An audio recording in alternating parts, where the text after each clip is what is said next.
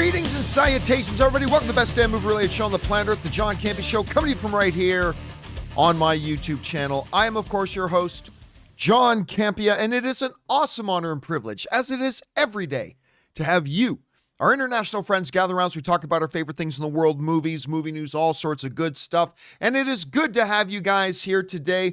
You know, it is Thursday. That means a little bit later today. It's our first time doing it with Falcon and Winter Soldier. But of course, Falcon and Winter Soldier comes out at midnight tonight, at least midnight where I live in Los Angeles. So we are going to do our pregame show, our Falcon and Winter Soldier pregame show today at 4 p.m. Pacific Standard Time. That'll be 7 p.m. New York time. And you guys can figure out what that means for wherever you live in the world. So I'm really glad you guys are joining us here today. Not a lot of news. Not a lot of news today. So today's going to be a lot of us just having a conversation here about some of our favorite things. But it is funny because something fairly big did drop. Something big did drop. And that's this. Now look, I want to say about a week ago, a little over a week ago, I started hearing rumors from a couple of inside the industry people that it looked like Mads Mikkelsen was joining Indy, but everything was sworn to secrecy. 2 days ago, I talked to a friend of mine who's she's a journalist for an outlet over in Europe. All right, I won't say which country in Europe, but she's a journalist for an outlet in Europe, and she was telling me definitively they had signed on Mads Mikkelsen to play the villain in Indiana Jones 5, but they're not going to announce it until next week. And she, this is a sworn secrecy. You can't let that out, blah, blah. So she goes, I got something to tell you. You got to promise not to say anything about it. I'm like, okay, won't say anything about it. And she had told me that, and I had heard whispers about that before. Well, I guess Deadline got their hands on it too, and they aren't under any embargo. So Deadline reported, it is now out there that Mads Mikkelsen is joining Harrison Ford and Phoebe Waller-Bridge in Indiana Jones 5. Now, this is what they say over at Deadline. They write the following. Following the news that Phoebe Waller-Bridge had landed the female lead in the next Indiana Jones movie, Lucasfilm had found Harrison Ford's next co-star as Mads Mikkelsen is set to join the next installment. James Mangold, of course, the director of Logan and many other great things, including Ford v Ferrari, which was awesome, is taking over the directing reins from Steven Spielberg, who is still serving as a producer and is very much involved in various elements of the film. Kathleen Kennedy, Frank Marshall, Simon Emanuel will join Spielberg as producers. John Williams, who has worked on every score in the 40-year-old franchise, including its iconic theme, will also return as composer, which is great news to me. The hope is to start production this summer with Mangold, and I'll believe that when I see it, with Mangold meeting with other talent for other roles in preparation for production. Plot details are still vague on what new adventures await Jones, as are the details behind whose Mikkelsen will play. The film is set to bow on July 29th, 2020. Okay, so they may be saying right now that they're not sure on who Mikkelsen is playing. I can tell you it is going to be the villain. He's going to be the villain of the film. And by the way, Toodledee Dundee sends in a $50 super chat badge in the live chat. Thank you so much for that, man. I appreciate the support, dude. Thank you. He's going to be playing the villain. This is amazing news. If you're somebody who is looking forward to Indiana Jones 5, and by the way, I still think it's a 50-50 chance if this movie actually happens. I know I'm a doubting Thomas and everything like that, but I'll believe it when I see it. Let's just say that. But it's obvious they are intending to do this movie. The wheels are in motion. They added, Waller-Bridge a while ago, which was a nice addition. Adding Mads Mikkelsen is amazing. Everybody loves Mads Mikkelsen. Him being, and hopefully, as the villain, he'll really be able to crush that sort of thing, which I think would be absolutely phenomenal, which is great. So, I don't know. Maybe this thing is happening. But listen, one of the things that Indiana Jones, look, all action films need a great antagonist, right? All action films need to have, the best action films have great antagonists. Whether you're talking about Die Hard or whatever, some movies are able to get away with it without a great antagonist. But when you have like an adventure film with a great antagonist, it just really adds to it. And with Indiana Jones, he's had kind of the best of the best, right? He's had the Nazis. I mean, there you go. So he's had the Nazis amongst other things. But to add somebody like Mads Mikkelsen to a project like this, I think that's going to garner a lot of hype. Now, look, I still have questions about how is a Harrison Ford, who is now, you guys help me out in the live chat. I think he's 7 or 8 years older now than Sean Connery was when they did Indiana Jones and the Last Crusade. You guys in the live chat, you can correct me if I'm wrong on that, but it's 7 or 8 years older than Sean Connery was when they did Indiana Jones and the Last Crusade. John DeBenedict in the live chat is saying he's 78, and Simon A is saying, yes, 8 years older. Harrison Ford turned 79 this year. Can he play Indy?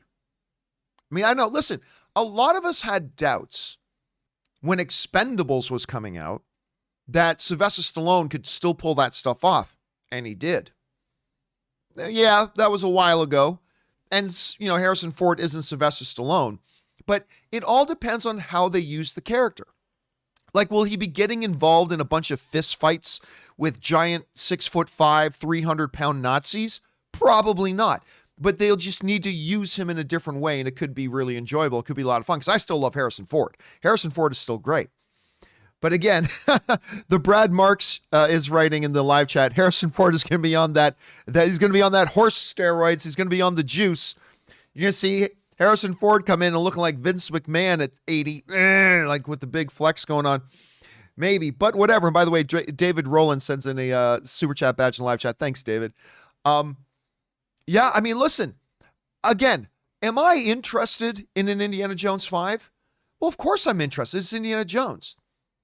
Disappointed that Steven Spielberg's not directing? Yes. But if you can't have Steven Spielberg, James Mangold, I'll take that. That's great. I mean, I'd rather Steven Spielberg, but James Mangold, sure. Adding Waller-Bridge, adding Mads Mikkelsen to it as the villain, nonetheless, that's some pretty good stuff. Do I believe this movie's happening? I think it's a coin toss as to whether they start the cameras rolling. Do I have a little bit of apprehension? Absolutely, I have a little bit of apprehension.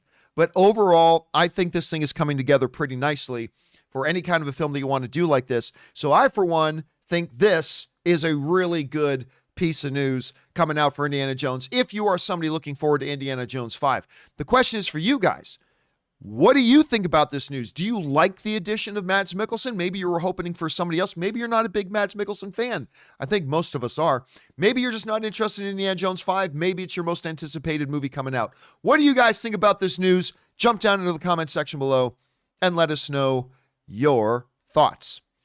Okay, guys. With that down, we're going to spend the rest of the day here just taking live comments and questions, talking about all the different things going on that you guys want to talk about. How do you send in a live comment or question? We're going to get through all the live comments and questions today, by the way, because we've been working pretty hard getting all caught up with our companion videos and everything. So how do you send it in? It's easy. Just look in the description of this video and you'll see a tip link. Just use that. You can click on it there. Or you could enter it in manually at www.streamelements.com/movieblogtv/tips. You'll be getting your comment or question on the show if it's, appropriate for the show. And of course, you'll be supporting the show at the same time. And all of us here on the John Campea Show, thank you guys very much for your support. And by the way, John D'Amato sends in a super chat badge in the live chat. Thanks, John. Appreciate that, man. All right, let's not waste any time and get over to it. We're going to start things off here with not Raymond. We did Raymond with Dacky. Dacky's where we're starting off with. And Dacky writes, "Hey, John, I just wanted to thank you and Robert Meyer Burnett. I am here sitting in the hospital after being diagnosed with AFib. Oh, that's scary. At 26, just waiting to be released. I'm doing great and have a new lease on life. And you two played a part in that. Thanks." Well, thanks so much. You know what's amazing to me is how often we get messages from people saying that, their family's going through a hard time. They were in the hospital. They were laid off from their job for a while. And just in that transition process, saying that, one of the things that kept them sane was talking to the rest of you guys in the live chat in the movie fan community and watching the show. And that is always awesome. It's one of the greatest things about movies and the movie fan community is that we can be that kind of sustaining Movies can be that sort of sustaining thing. The movie fan community can be that sort of a thing for a lot of people, and it's always nice to hear. So thanks for sharing that, Dak. I really appreciate that, man. All right, let's move on here. Next up, we've got Garrett Couch, who writes, boy, what kind of powerful drugs do you have to be on to believe that a perfectly shaped dragon-shaped mark on your arm is a birthmark? Better writing idea. Claim ignorance. I don't know how it got there. Still looks like a great movie. Can't wait. Listen, we have all seen movies like that, right? We have all seen plot devices like that. It's like the birthmark on your back seems to be a perfect replication of the star charts of the Andromeda Galaxy. Wow, what are the chances? Yeah, never suspected a thing. And by the way, Epic Dub Time sends in a super chat badge. Thank Epic Dub. Yeah, you really know. Never would have guessed that at all. And you're right. Like when he pulls open the thing in the trailer, it's like, I just thought it was a birthmark. Really? You thought that perfectly symmetrical circle with the dragon and everything was a birthmark? Okay, I like your idea, Garrett. Just say it's just feigned ignorance. Just say we have no idea in the world how it got there. All right, let's see here. Next up, Lone Wolf X6 writes, hello, John. Been a while. Hope you're doing well. I am doing well. Thank you, Lone Wolf. So I am loving Falcon and the Winter Soldier so far, and I know they haven't showed the Power Broker, but I'm thinking he could be the GSP character that we haven't seen since the first episode. Thoughts? All right. So, yeah, tonight, of course, well, for me tonight, for some of you guys, it'll be tomorrow morning. But for me tonight, at midnight, is the next episode of Falcon and the Winter Soldier, which I am very, very excited about, especially after the killer episode that they had last time. Okay, after the killer episode. And let me bring this up here. So one of the things that is the question tonight is, do we get the reveal of who the Power Broker is tonight? And if we're going to get the reveal of who the Power Broker is tonight, who is that Power Broker going to be? Now, unlike, when we were talking about WandaVision, and Dragon 10's in the super chat badge. Thank you, Dragon 10. Unlike when we were watching WandaVision, where there were a lot of good theories, revolving around a lot of the different things. And I mean, obviously some theories came true, some theories didn't come true, but I just found a lot of the theories, even the ones that didn't turn out to be true, were like some really good, well thought out theories, which is great to see. The whole theory well of Falcon and Winter Soldier is, who is this Power Broker? Who's going to be the Power Broker? And I gotta say, I haven't heard one good theory about Power Broker yet. I haven't heard a single good theory yet. Every theory I've heard or have thought up myself have massive logic problems, like massive logic problems. So could we find out who, because there's only 2 episodes left, which is crazy, because when we were at this point, 4 episodes in to WandaVision, we still had 5 episodes to go. We only have 2 episodes of Falcon and the Winter Soldier left. So there's a very real possibility we could find out who the Power Broker is tonight. And by the way, Soul Brother Mac sends in a $20 super chat badge. Thank you so much for that, Soul Brother Mac. I appreciate that, dude. And thank you to all you guys for being so supportive. So it does raise the question, who is the Power Broker then? Let's take a look at this a little bit.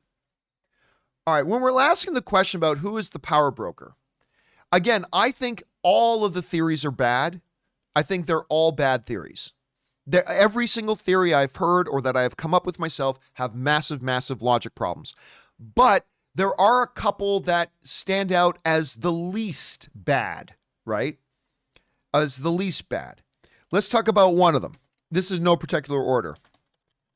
Batroc, or also known as my all-time favorite mixed martial artist, George St. Pierre, GSP. He, of course, was in Winter Soldier, or was that Civil War? It was Winter Soldier. He was, of course, in Winter Soldier as Batroc the Leaper, and then, of course, he was back again in the first episode of Falcon the Winter Soldier. Some people have the theory that it could be him. And listen, the reason this isn't one of the dumbest theories is because, well, we know he is an underground leader. We know he's very physically imposing and intimidating. I mean, he beat up Falcon. He almost beat Cap. I mean, the real Cap, not Walmart Cap. He almost beat the real Cap in a straight up hand-to-hand fight, and he doesn't even have the super soldier serum. And he's been around. So, and we've already seen him in here. So possible. However, I still think it's not a good theory because they've never portrayed him as being on that kind of level. He's not super secretive. You know, S.H.I.E.L.D. knows all about him.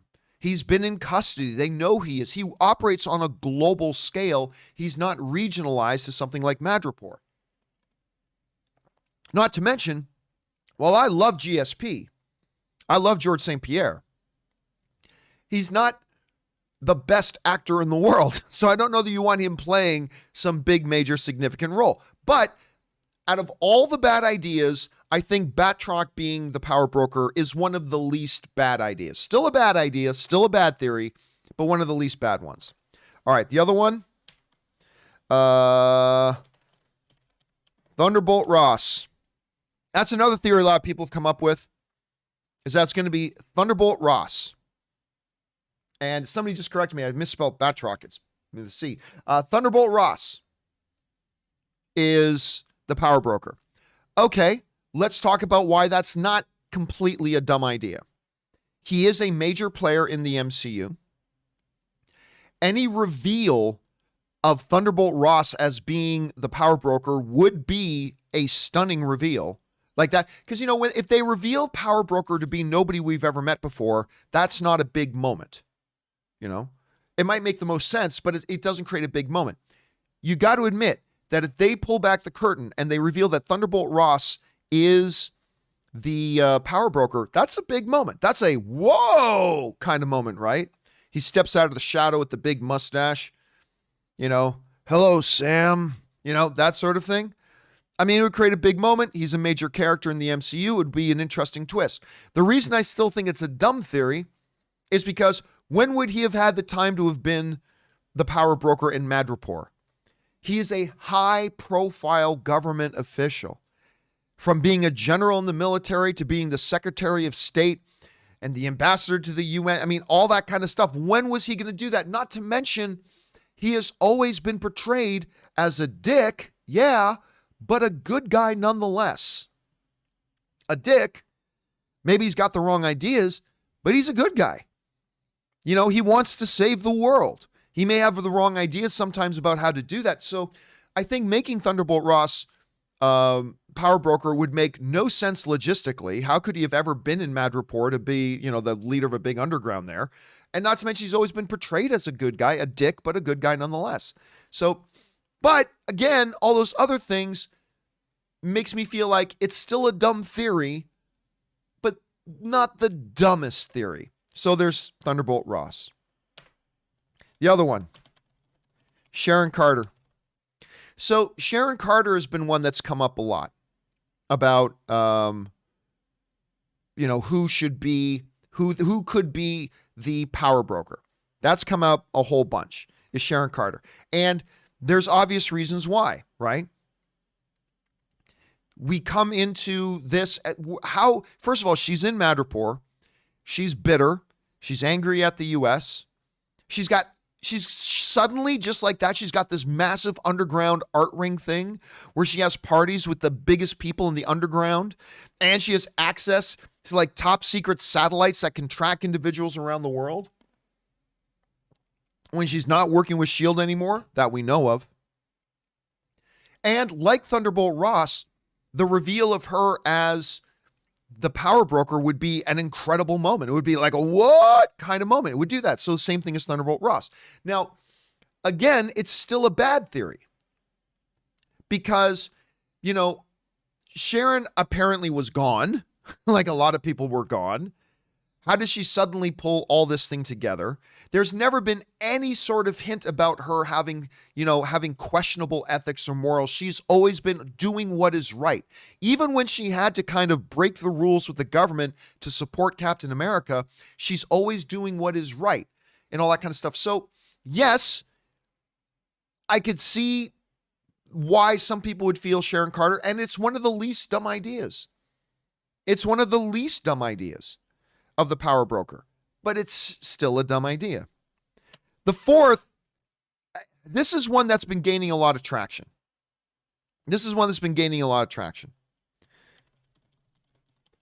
Old man Steve Rogers. And I don't know why this is gaining a lot of traction, but I'm seeing more and more people over the last couple of days getting behind the idea that old man Steve is the power broker. Okay, let's talk about that for a second. Why is it not the dumbest idea? Well, like Thunderbolt Ross and Sharon Carter, it would be a massive what? Like what the hell kind of moment in the MCU, right? It would freak everybody else. Like, what? It would do that. So, okay, I get that. Steve has been around. He's been around here, lurking in the shadows. You know, so maybe he's up to some tricky stuff. Maybe he got sick of seeing the way the world ran and the way the world did things and all that kind of stuff. Maybe, I suppose. But at the end of the day, to me, it is still a very dumb idea. This is still Steve Rogers. This is the true Captain America. This is the most nobility of spirit man that's maybe ever walked the face of the earth. That he would become an underground crime lord, while it would be stunning and shocking and a massive twist, to me it makes very, very little sense. The dumbest idea in the world? Not the dumbest, but still a bad idea. Go with option 5. When I say no one, and I think this is the most likely, I think it is most likely that this will end up being somebody we've never met. Like we just haven't met the power broker. And then when we meet them, this will be a new character who will, you know, have a role to play in the MCU moving forward. And I could sort of see that playing out. Honestly, if I had to bet $1 on who will the power broker end up being, I think it'll probably be that. Somebody we have not met yet. You know, I get it. The whole stuff about Batroc, there's some things that make that feasible. The Thunderbolt Ross, there are some things that make that feasible. Sharon Carter, there are some things that make that feasible. Old man Steve, it's a big stretch, but there are some things that make that relatively feasible. But still, with all those things 1 through 4, there are just too many things stacked against it for me to take any of those theories super seriously. I think it's going to end up coming down to being somebody we haven't met yet. I think that's what it's going to be. And I'm guessing we will meet that person tonight. You know, Kimberly Curran on our companion video, she was saying maybe it'll be the reveal of Power Broker will be an after episode 6 post-credit scene. And she may be right about that. That's a pretty good theory. But I think there's a pretty good chance we may meet the Power Broker tonight, and that's going to be nobody we've met. I'm just curious, do you guys have any other kind of theories about who you think it could be? Some people think it's Abomination. Obviously, I don't think it's Abomination. He's been on the raft. All that kind of stuff. So I don't know. I don't know what you guys think. Do you have any sort of theories on this? Some saying Arnim Zola. I've heard that thrown around a lot. I don't think that one makes a lot of sense, but it's something we're going to keep our eyes on. Some people think it's a psychologist. I just don't. How could she be in the U.S. all the time and while being an underground crime lord in Madripoor? That one doesn't make sense. Crossbones is one I've heard a lot. Some of you guys writing Crossbones, but you know, Crossbones is very much dead. But then again, this is the MC fake death universe. Some people are saying Red Skull. You know what? I don't mind the Red Skull as a theory. I mean, after the Soul Stone got taken, what's there left for him to do? Some people are saying Hawkeye. Somebody's saying, Hawkeye / Ronin. Some people are saying Kingpin. I really don't think it's going to be Kingpin, not at all. I don't think that's a possibility in the least. Because even if they had Kingpin in the universe already, which they don't, he would be in Hell's Kitchen. He's not going to be in Madripoor. So I'm going to guess that's not really possible. But you never know. Some people are saying Isaiah Bradley, the Black Super Soldier. Yeah, well, I mean, everybody knew where to find him, and he was exactly where they thought he was going to be in Philadelphia, so I don't think so. So, I don't know. Again, I just don't think it's going to end up being one of the theories. I just haven't heard any of the theories that really convinced me yet, other than maybe it's nobody. So, we will find out. And, of course, Michael V had to throw it out there in the live chat. Mephisto. Mephisto is The power broker. We'll find out. Anyway, guys, we're going to find out tonight. Don't forget, later tonight, 4 p.m. Los Angeles time, 7 p.m. New York time, we are going to be doing a Falcon and Winter Soldier pregame show tonight. So if you guys are watching the Falcon Winter Soldier, come on by and join us for that discussion. All right, let's keep things going here, shall we? And thanks for writing that in, Lone Wolf. All right, next up, we got Alan who writes, Ho, John and Rob. Obviously, Rob's not here on Thursdays. Just saw the second Fast 9 trailer. It was great. It looks like they are finally doing it. They are going to space. Are you surprised? And what did you think of the trailer? Well, we talked about the trailer yesterday. I thought the trailer was terrific fun. I mean, if it was a trailer for anything else other than Fast and the Furious, I would say it's an absolutely idiotic, ridiculous trailer. But as a Fast and the Furious trailer, mwah, it was perfect. It was perfect for a Fast and Furious trailer. And by the way, I don't think they're actually going to space. I think they're going into high atmosphere, edge of atmosphere, but I don't think they're actually going to be going into outer space. I don't know that. Maybe they are, but I don't think they are. But yeah, overall, I thought the trailer was pretty good. All right. Red Jewel writes, no question, just saying thank you. I look forward to listening or watching your show. I also agree that with the Melissa McCarthy movies, I avoided watching Thunder Force for that very reason. Keep up the good work. Yeah, again, I am a fan of Melissa McCarthy. When she's in the right kind of movie, she's a terrific performer. Remember that one she did with Jason Statham? What was it, Spy? It was either called Spy or I Spy, or one of those two things. If you guys remember the exact name of the movie in the live chat, let us know. That was a surprisingly good, fun film. Obviously, Bridesmaids. She's an Academy Award nominated actress. I think she's really funny, but she keeps doing these movies. Oh, and Maxie is just saying it's called Spy. Thank you, Maxie and Jimmel and Jacob. Yeah, just called Spy. Spy was really good.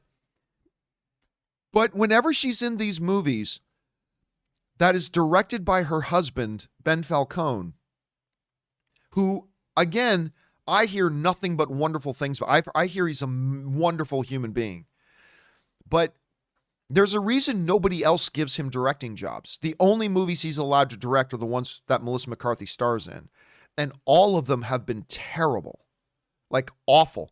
And Thunder Force is honestly one of the worst films I've seen in 5 years. Truly horrible. Maybe a top 15 movie I've ever seen in my life. I really think it's that bad. And I really like Melissa McCarthy. I love Octavia Spencer. Bobby Cannavale, Jason Bateman. I like all these people. But man, that was brutal. Listen, Ben, if you're watching, stop trying to direct your wife's movies. You're going to sink her career. Because the more and more of these horrible movies you do, it's just going to batter and hurt her value as a performer in Hollywood more. Every time you put out a crappy movie like that, it's hurting her overall value as a performer. And coming off of an Academy Award nomination a couple of years ago, you're not doing yourself and you're not doing her any favors. I hear you're a really nice guy, but dude, stop. This is your calling is not as a director. I mean, you're better than me, but that's not saying anything. So yeah, dude, do yourself and please do your wife a favor and just stop, move on, get involved and find what your better calling is. Anyway, because that movie was awful, and all of them that he's done has been awful. Anyway, let's move on here. Thanks for that, Red Jewel. K Major writes, John, what we need next is Fast Crew versus Red. Bring on Willis, Malkovich, and Mirren. Retired, extremely dangerous. I loved Red. Red to me was great, but in the archives of Hollywood history of terrible sequels to good movies, Red 2 was pretty piss poor. Pretty piss poor. But, don't forget Carl Urban in there too. Red was wonderful. If you guys have never seen Red, Retired, Extremely Dangerous, you got to watch it. Take Cameron or take K Major's advice and go check it out because it is a lot of fun. I'd be there. If you want to do a Fast and the Furious versus Red, I'd watch that movie. I mean, it'll never happen, but I'd watch it. All right. Carmen Villa writes, John, I know you are the best buds with the president of Universal Pictures. Of course I am. They take every piece of advice I ever give. The next time you guys are on a golf course, I would like to make a proposal. Back to the Future, Fast and Furious crossover. I don't think that'll work, but I would get a kick if in one of these Fast and Furious movies, if like you just hear that somebody worked a job and he shows up in the DeLorean car from Back to the Future and they're like, you stole the DeLorean? And then they soup it all up and they use it in their big heist. I don't think we need Christopher Lloyd popping up as Doc to say, what are you doing, Dom? I don't think we need that. By the way, Christopher Lloyd is in that new Bob Odenkirk movie, Nobody. Watch Nobody. It's great. Anyway, Wiley Todd writes, I live my life 88 miles per hour at a time. K Major writes, Wiley writes, hey, John, yes. Hey, John, I recently rewatched Dodgeball. If you can dodge traffic, you can dodge a ball. I love Dodgeball. I recently rewatched Dodgeball with Vince Vaughn.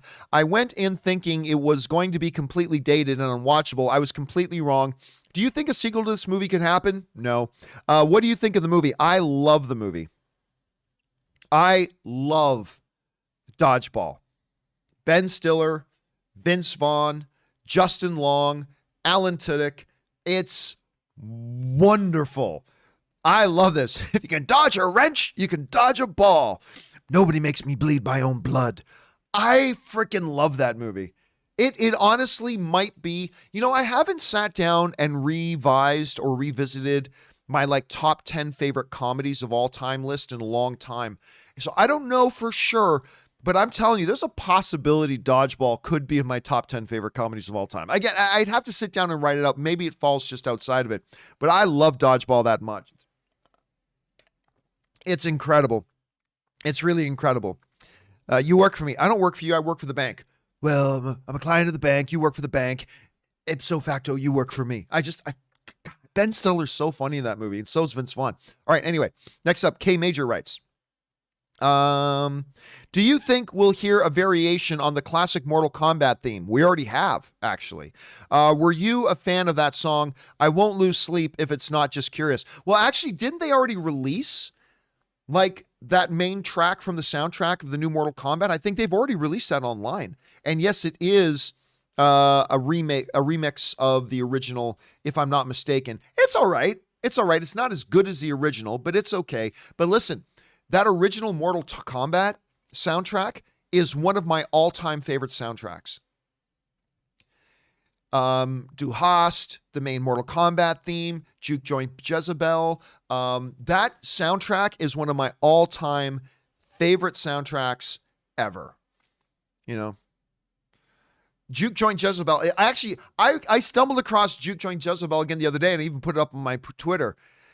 Be mine. It's just a great, great song. If you haven't heard Juke Joint Jezebel, go look it up on YouTube. It's really fun, but that's my favorite. One of my all-time favorite soundtracks. All right. Kiss Kiss Gang Bang. I'll never live that one down. Writes, hey, John, just letting you know I'm heading to my local government office for a 3-hour filibuster. The topic you ask, Marvel buying DC and how they could make Steve Trevor into the new Captain America. Steve Trevor would make a good Captain America. Thank you for the idea, John. Of course, that's a play on one of the great moments ever on Parks and Rec, where what's the name of the comedian, guys, who does the voice of Ratatouille? Why am I freezing on his name? I'm looking at his face in my head right now. Come on, guys. Who does the voice of Ratatouille? It is Patton Oswalt. Thank you, Marcus. Patton Oswalt. So there's this great, great, iconic, legendary episode of Parks and Rec where Patton Oswalt shows up to City Council to do a filibuster. And thank you to Larry and Jamie and Lisa and Yamad and Ron and all for throwing in there Patton Oswalt. So there's a episode where he wants to do a filibuster of City Council. And to do the filibuster, he comes in and recites his full theory and pitch for a Marvel Star Wars crossover. It is one of the most iconic things ever on television. If you've never seen it, just go over to YouTube, search for, Parks and Rec, Patton Oswalt filibuster. You'll find it. It's one of the best things ever. And apparently that whole thing, he just winged it. Like apparently Patton Oswalt just winged the whole thing. He just made the whole thing up as he was going along, and it goes for like 7 or 8 minutes or something like that. It's incredible. All right. Anyway, next up. Jeremy Haynes writes, Power Broker is always watching. That was one of the pieces of graffiti on the wall. Seems a purposefully placed clue. Fury is always watching from orbit. Sharon still works for Fury. Has access to satellite tech. Motive uses Power Broker position to get intel and manage the criminal underworld, or it's Ralph Bonner. I've heard some people say that it's Nick Fury. That makes no sense to me, really, because, you know, they say that a Power Broker, everybody fears him. Judge, jury, executioner, has a lot of people killed. I don't see Nick Fury doing that. So, not to mention, I don't think he would completely localize his attention on Madripoor. So I get it. I understand why some people might buy into it, but I really don't think it's going to be Nick Fury. But hey, I'll tell you what, Jeremy, if we find out tonight, if Nick Fury pops up and he says, I'm the Power Broker, then okay, I'm going to remember you wrote that in, Jeremy. I will remember you wrote that in. All right, next up. Jeremy also writes, Ed Brubaker, writer, created Winter Soldier, was interviewed by Kevin Smith, has mixed interest in Falcon and Winter Soldier because elements of his work was used in Captain America Winter Soldier and Captain America Civil War, but received no credit. What credit should comic writers get if portions are used in the MCU? I'm going to say something that is an unpopular thing to say. It's an unpopular thing to say.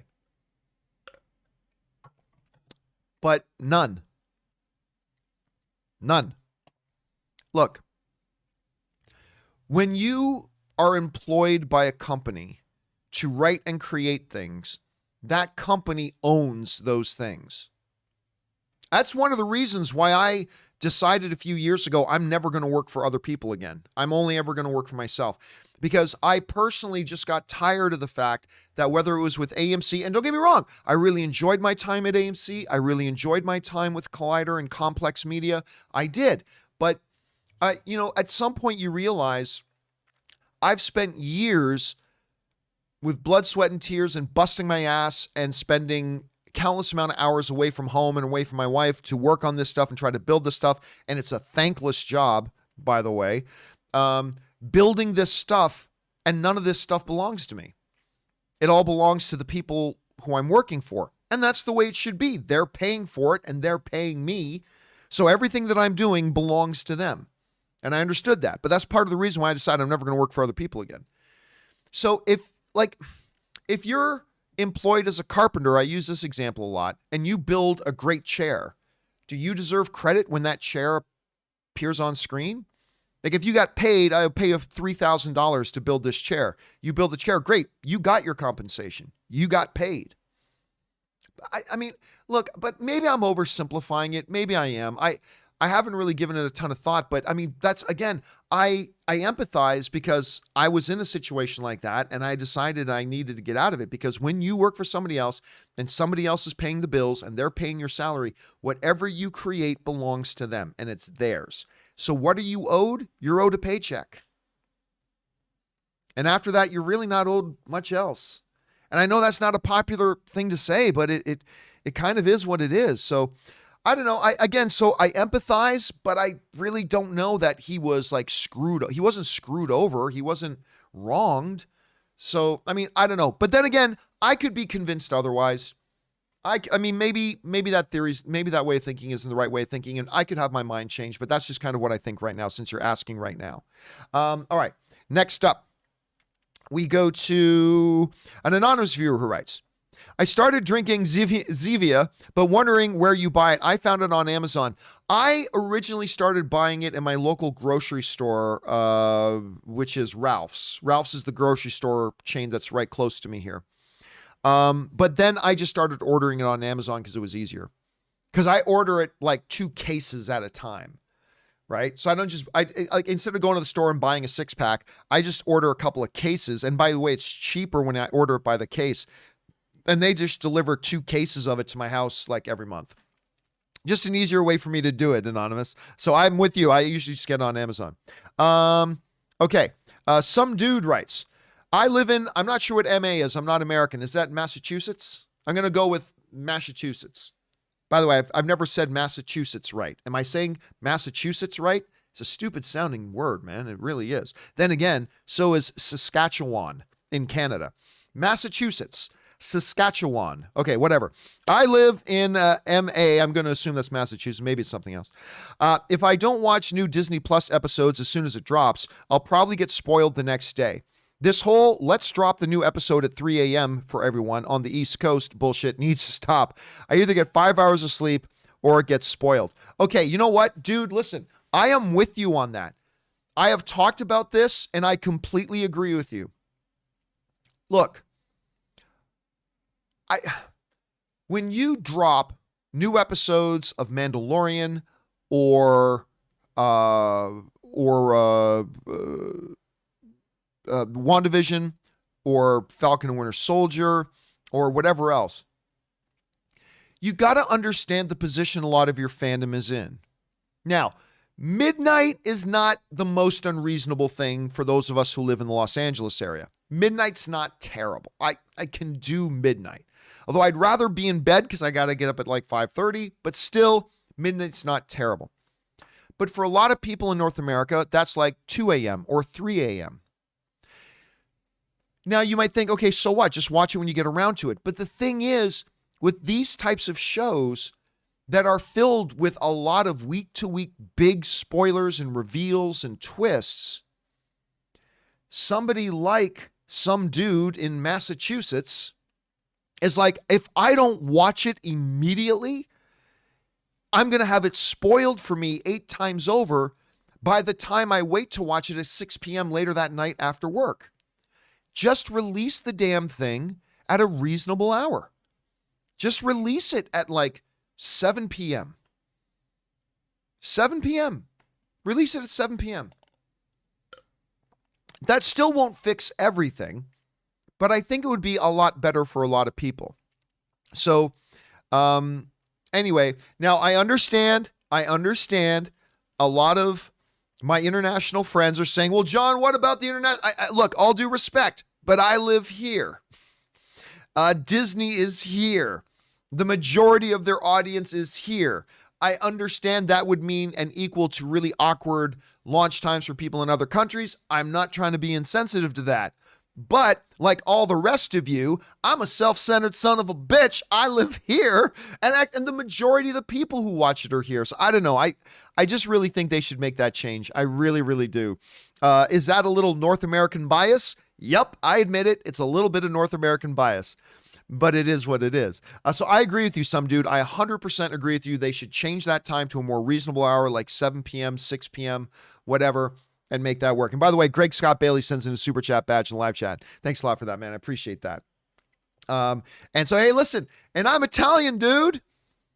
I have all the deepest of sympathies for my Italian brothers and sisters, mi familia in Italia. I do. I have all the for my European brothers and sisters, I do.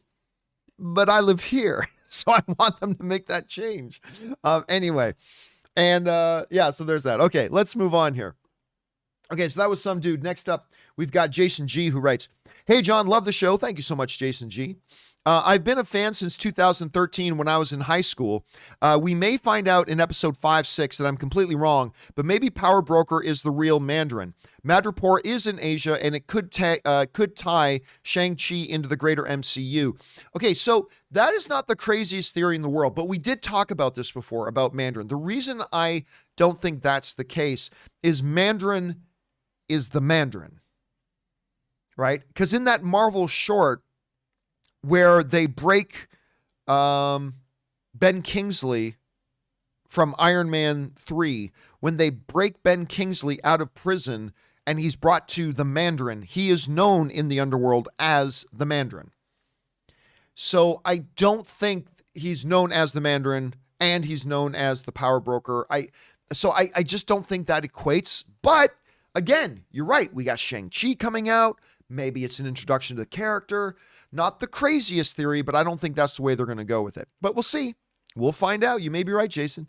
Next up, Ethan writes, you always say with box office, the number is the number because you don't want to take in the other variables. Shouldn't the Oscars be the Oscars by that logic? No need No need to say asterisk year. Oh, dude, that is such a fallacy comparison. That is not remotely comparable. Anyway, if we only judge by who actually wins the yearly awards. Okay, here's what Ethan is referring to is that quite often when the conversation comes up, shouldn't box office, when talking about all-time box office results, shouldn't it take inflation into consideration? I always say no, because while inflation is a variable, there are many other variables. The amount of competition movies take. More movies come out today. Well, notwithstanding the pandemic era and everything, but in 2019, more movies come out, far more wide release movies come out now than did back in the day. In some eras of movie going, there wasn't televisions in everybody's homes. Can you just equally compare movies that were the only real on-screen entertainment to before televisions to after television? The video game industry. Billions upon billions upon billions upon billions of dollars of people's disposable income is being spent on a video game industry that wasn't around in other certain areas. That's a massive variable. That is a massive variable. Anyway, there are dozens and dozens and dozens of variables. You can't just say, let's apply one variable and ignore all the other ones. You can't just do it. So the only real way to do it is just say the number is the number. But year after year, there are little changes and little shifts as the decades progress that make one era a little bit different from another era. But year by year by year, it's small little changes in the variables, whether it's inflation, new entertainment avenues, television, video game industry, whatever else, as the streaming business, whatever. It's just little bit by little bit every year. Blah, blah, blah, blah, blah, blah, blah, blah, blah. 2020 pandemic shuts down the entire entertainment industry. All movie theaters close their doors. Blah, blah, blah. I'm sorry. You can't compare that to the gradual, slow, decade by decade shifts of variables and things like that to a year that dropped like a nuke out of the sky and blew up the entertainment industry, halting all production, shutting all movie theaters down, blah, blah. It's not comparable. Like maybe you can come up with some other kind of comparison, but to me, it is not comparable. Say, oh, this is just like that. No, it's not. They're completely different scenarios, completely different situations. So yeah, to me, and you don't have to agree with me, that's cool. I'm a big Oscar fan, but no, I don't think there should be an Oscars this year. I think it should be an asterisk year. I think they should have just canceled the Oscars and then rolled what films were eligible this year into next year. And because I would rather have an overrepresentation of qualified contenders for the Oscars than an underrepresentation for qualified contenders for Oscars. Because there's just going to be a lot of movies that get nominated for Best Picture where a lot of people are always going to say, if the pandemic hadn't happened, would those 4 films actually gotten nominated for Best Picture? I mean, so it's too much of an asterisk year for me. You may disagree, and I respect that, but don't compare it to the box office and inflation. It's a completely different scenario. All right, next up. Amber and Lexi's dad writes, I like that. One of two. Hey, John, love your show. Thank you so much. Hey, John, love your show and a longtime fan. Great work. Thank you so much, man. I don't know who the producers are of The Best of the Best or the studio behind it, but you, my friend, deserve residual checks from them. I'm pretty sure you have single-handedly been responsible for reviving interest in an all but forgotten movie franchise. LOL. I won't be surprised if Best of the Best revival / reboot is in the works right now because of you. Stay filthy, my friend. Yeah, I'm the only guy I know online. I am the only person I know online who will constantly pimp out that old Eric Roberts movie, Best of the Best. But I will be pimping out that movie till the day I die. It is a magnificent movie. I love it. It's dumb, but it's fun. It's got one of the greatest Gurr moments endings with Daehan and Tommy. It is a great thing. But yeah, if the producers of Best of the Best ever want to toss me a Best of the Best care package, I'd be more than happy to receive it. But yep, I will be pumping that movie up till the day I die, my friend. All right, next up. Paths Unwritten writes, in the episode 5 trailer, talking about Falcon Winter Soldier, I assume, they're probably just talking about where to get dinner. Sam, we don't want anyone else to get hurt. Come on, John. We're going to McDonald's. John, you don't want to do this. Bucky, yeah, we do. By the way, that I was a little bit disappointed in the episode 5 preview trailer because the vast majority of that preview was just footage from other episodes we've already seen. So I was personally a little bit disappointed by that. But then it gets to that end part where they're in the abandoned warehouse. It's Sam, Bucky, and John Walker all facing off. And, you know, Walker going, "You don't want to do this." And Bucky, with his eyes down, then looks up.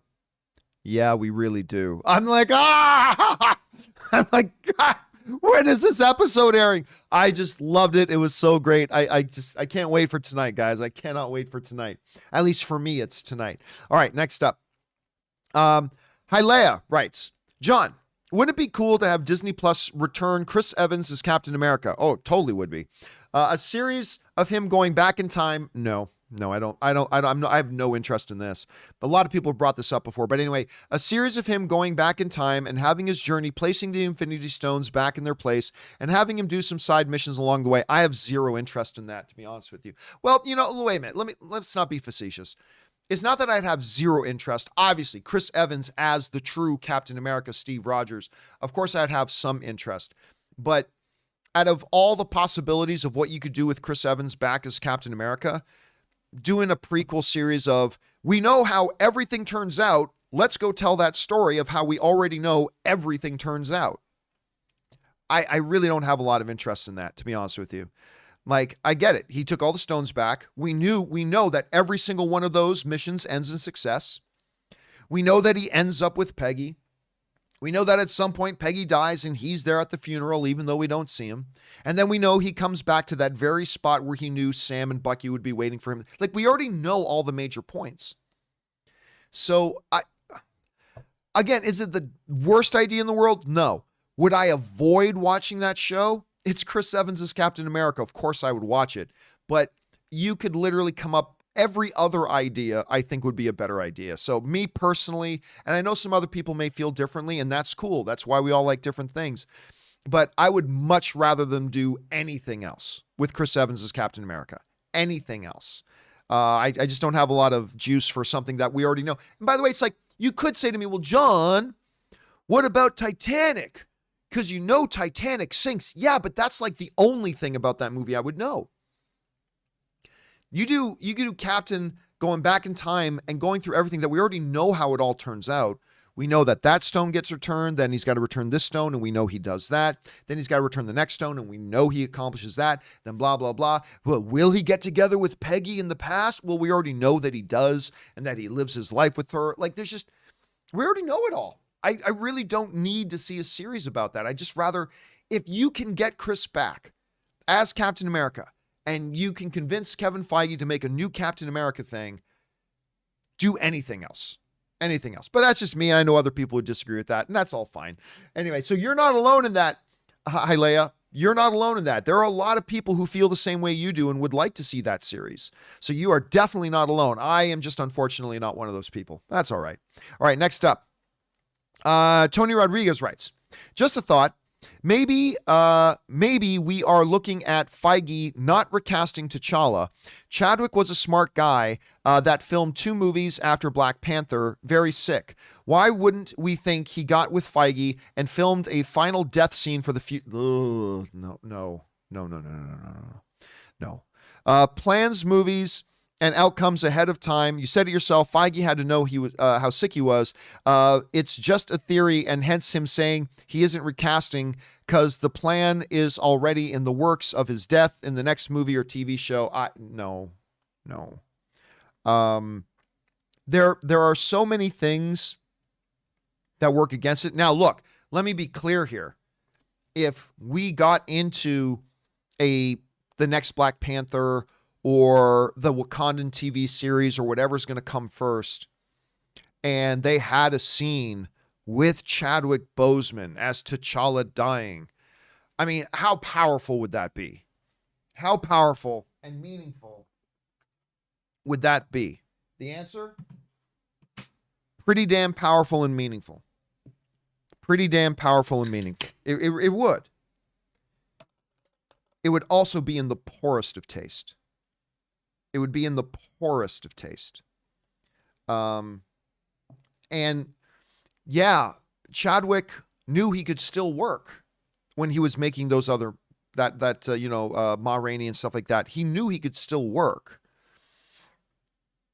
The idea of, oh God, that's morbid. I'm not going to lie to you, brother. That's morbid. You're dying. Let's get you in here. Do you know what kind of backlash Disney would get on that? Really? You wanted to profit off this guy dying, so you brought him in to shoot a scene of his character dying? They would take a lot of heat. And it wouldn't even matter if Chadwick Boseman filmed like a vlog to be released on this saying, I am the one who asked Kevin Feige to do this and I really want to do this. It wouldn't matter. Disney would take so much heat for that. It would be a very, very bad look. It would just be in the poorest of taste, and it would be a very, very bad look. It would become like the symbol of corporate greed. It would become the definitive symbol of corporate greed that they would do that. So, not to mention, I don't think he would be in the condition to do that, nor do I think it would be. I just think no. Now, look, is it impossible? No. If you're Kevin Feige, and let's make up a fictitious scenario. If you're Kevin Feige and a dying Chadwick Boseman comes to you and says, Kevin, my last wish is for you to let me shoot a scene as T'Challa dying as T'Challa. That's my last wish as a dying man, that you let me do that. Well, then what the hell is Kevin Feige supposed to do? I mean, and what is Bob Iger going to say to that? I mean, that's tough. Even if it is in the poorest taste, and even if it does mean Disney will then be cast as the ultimate representation of corporate greed ever in history and blah, blah. I mean, that would be a tough scenario, but I just don't see that being the case. I just don't see that being the case. So anyway, that's just that to me. Anyway, let's move on here. Next up, where are we at? Aaron Schrader writes, in defense of She-Hulk and other derivative characters, Batman, everyone's favorite superhero, is a blatant ripoff of Zorro. No, he's not really a blatant ripoff of Zorro. I mean, if he was running around with a sword and leaving a big bee on people, maybe. Is there influence? Probably influence. But listen, there is a difference when I say a derivative character. Like, because you can make an argument, if you look at Thanos and Darkseid, or if you look at Aquaman and you look at Prince Namor, or if you look at when I say derivative character, I mean a directly connected to character. You got Superman? Well, here's Supergirl. You got Hulk? Well, here's She-Hulk. You got Flash? Well, here's Kid Flash. I'm not a big fan of direct derivative characters. Now, that's not a hard and fast rule. Like, with all the news that has come out about She-Hulk, I'm starting to get on board with it a little bit. But just generally speaking, I don't have a lot of interest in derivative character properties. So that being said, that's a totally different conversation from different comic book characters who were influenced by other comic book characters. That's a different thing. Because there's no denying, when you look at what Batman is, it's a very, very different character from Zorro, even if there were originally some heavy inspiration. But that's different from having Batman versus, I don't know, what would you call it? Or Batgirl. There you go. This is a good example of that. Batgirl. Not a big fan of derivative characters. Kid Flash. I don't know. But again, I'm not saying other people should feel that way. I'm just saying my initial interest when I hear about something with a derivative character is generally a little bit lower than a truly different character. But that's just me. All right, next up. We've got Caleb, who writes, speaking of actors in 3 or more comic book franchises, Mark Strong was in 4. Shazam, Green Lantern, Kingsman, and Kick-Ass. P.S. He is my favorite part of Tinker Tailor Soldier Spy. He's so good in that.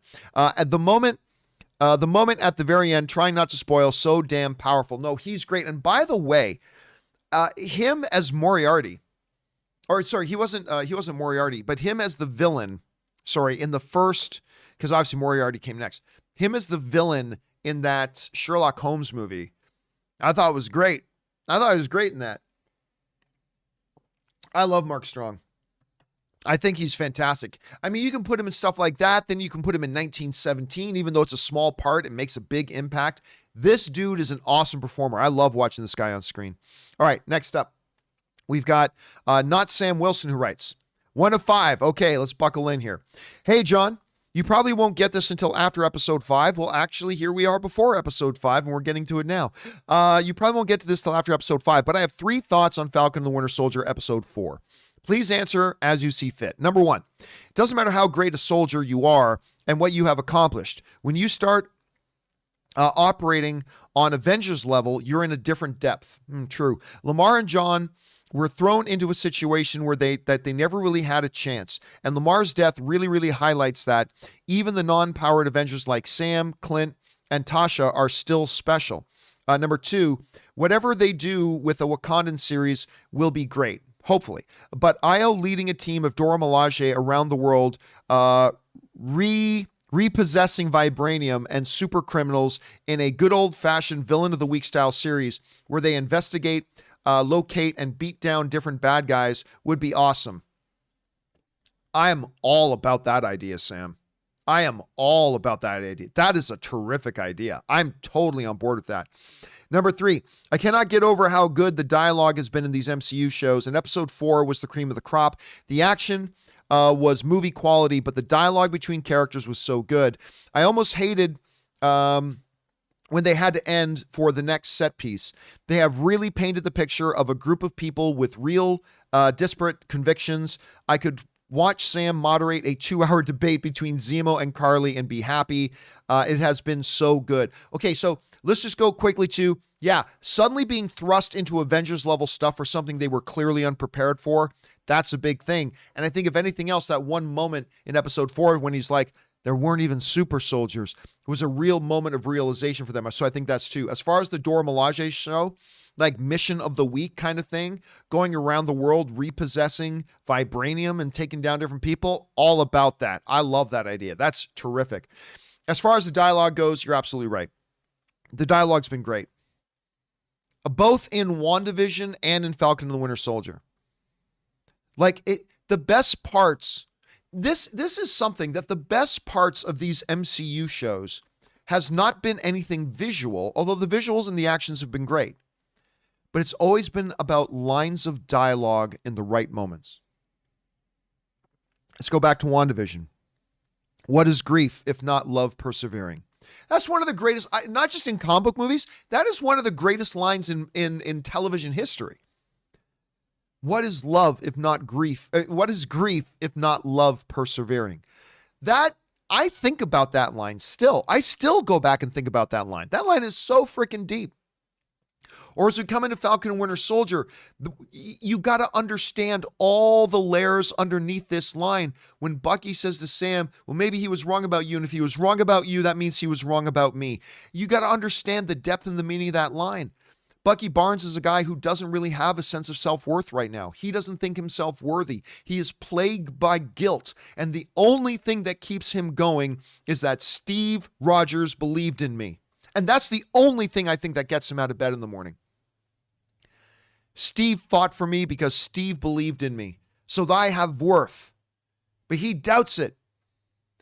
And then in that line, with his voice brilliantly played by Sebastian Stan, as his voice is trembling, he says, and if Cap was wrong about you, that means he was wrong about me. And the repercussions of what that means to Bucky Barnes to say Cap was wrong about me, that's the only thing that keeps him going. Is that Cap believed in me. What if he was wrong? God, I mean, that's the thing. It says something special when you come into this type of comic book material, but the best parts is the dramatic use of the right dialogue. That's special, man. That is special, and I have loved these moments. So anyway, well written, not Sam Wilson. Well written, my friend. All right, next up. Mad Modigan's Cardigan writes, hey, John and Co. So there are 2 actors that come to mind when I think of sleazy, corrupt, and deliciously unlikable characters. Bob Gunton. Don't hear a lot of people mention Bob Gunton. Of course, whenever I think of Bob Gunton, I think of one of my all-time top 5 favorite movies of all time. One of the greatest movies ever made, Shawshank Redemption. Let's see, Sugar Britches. I mean, he's as the warden in Shawshank Redemption. That's all. I mean, he appeared in a lot of. He was even in some Star Trek stuff. Anyway, I will always think of him as the warden. That super performer. And Anthony Heald. Who is that? Is that the dude who was in Silence of the... Was that the dude in Silence? I got to look it up. Sorry. Give me a second here. What's his name? Anthony Heald. IMDb. Romeo X1000 is saying yes, he was in Silence of the Lambs. Okay. All right. Yeah. Oh, okay. Yeah. Yeah, he was in. Okay. Oh, he was the guy who was interrogating Mystique in X-Men: The Last Stand. He was in Deep Rising. Of course, he was also in Red Dragon. But that's I forgot about a lot of that. Anyway, yes. He was Dr. Frederick Chilton. Okay, yeah, he was in, there we go. I don't know his work nearly as much as I do Bob Gunton, but yeah, so there's that. Anyway, thanks for throwing that in, Mad Mardigan. When I think of that too, there are two names that come to mind for me. One is a name that came up yesterday, which is Rufus Sewell, who is the bad guy in Knight's Tale. First Knight is Sean Connery and Richard Gere. In Knight's Tale. I remember him from Knight's Tale. And then whenever I'd see him after that, he always plays like the creepy bad guy role, and he's so good at it. Rufus Sewell is so good at it. Okay, anyway. Next up, where are we at here? That was Mad Mardigan. Ryan G writes, one of two. Hey, John, first-time tipper from Mississauga, Ontario. I dated a girl in Mississauga, Ontario. Had to drive through there all the time. Anyway, I used to live right beside Mississauga in Oakville, Ontario for a little bit, as a matter of fact. I just got my first vaccine. Good on you. I'm getting my second vaccine in August. I don't think I should go back to the movie theater until I don't after wear my mask anymore. You should still wear your mask. It's just a courtesy to people around you. Anyway, and really eager to go back to the movie theater going experience. Yeah, I've had my first shot. They say it depends on the one you get. Like I took the Pfizer vaccine, and they say after the first shot, you're like 50% effective against the virus anyway, which I'm already, I do social distancing. I wear my mask. I take precautions. I sanitize the whole bit. Yeah, as a matter of fact, so Ann and I get our second vaccination shots this week. We get our second shots this week. So Ann and I this morning, Ann surprised me with this. Ann booked our tickets. Of course, Disneyland is reopening. Ann and I love Disneyland, and they're reopening. And in just a little bit here, Ann booked us our reservations and tickets for the day, I think May 8th. We're going to Disneyland. I haven't been to Disneyland in a long time. I love Disneyland. So, yay! Going back there, both of us are going to be fully vaxxed. It's great. I'm looking forward to it. And I'm excited for you, Ryan, that you get to go back in there and be as well. But still, even if you're vaccinated, take precautions. Be aware and be courteous of other people around you. It's not just about you and it's not just about me. It's also about being aware of the people around us, being considerate for the people around us.